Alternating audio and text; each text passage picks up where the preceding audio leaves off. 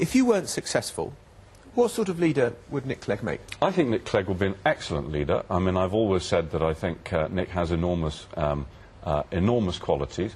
I've also said that I think probably not this time. But so I have he wouldn't no be doubt. a calamity? Oh, absolutely not. So why have you issued a briefing document called Calamity Clegg? I haven't. This has come from your part. This has come from your office on Friday to the politics show. Uh-huh. Well, I'm sorry, I didn't see it, so I don't know. Well, don't you know what goes out of your office? Well, I don't.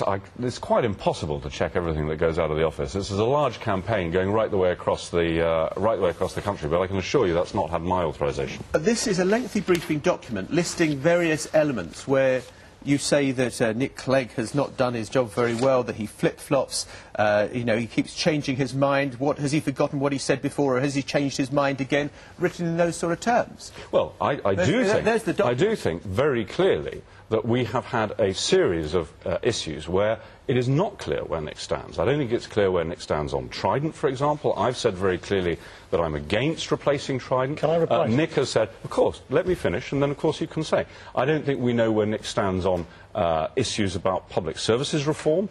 He's given journalists the impression, for example, that he's in favour of school vouchers. Well, he's not retracted that. I don't think we know where Nick stands, for example, on the National Health Service, because he says he won't rule out in an interview with a Scotsman, he won't rule out the question of continental health insurance models, and then he's saying, no, he's happy with party policy. So I do... Hang on, let Nick Clegg answer. And then finally on PR, he said, no, we mustn't make it the be-all and end-all. You've had a good go. And then Nick Clegg. he says that he's in favour. I'm saddened by this, because this is genuinely the politics of innuendo, which I don't think has a role in an internal contest. Chris knows very well. I've said it to him privately, I've said it publicly, until I'm blue in the face. I'm against vouchers, I'm against social insurance. My position on Trident is very clear. Why did you say you wouldn't rule out social insurance? I've said it countless times.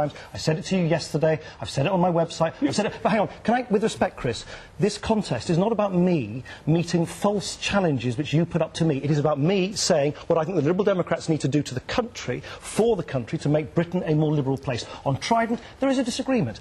I want to take seriously the multilateral talks to disarm the world, not just the United Kingdom. Chris's position of talking about a new missile system to replace Trident is, in my view, possibly illegal, costly and unstable. I want to go back to this briefing. Don't you owe him an apology for this? Oh, I haven't seen it, but certainly, if I have a look at it afterwards, if that's been sent out in my name, I certainly do. That's come from your office. Okay. Do you think you owe him an apology? Well, look, it's the first time I've seen this, so I have Called absolutely no... Calamity Clegg, that name will stick. I don't think so at all. I think very clearly.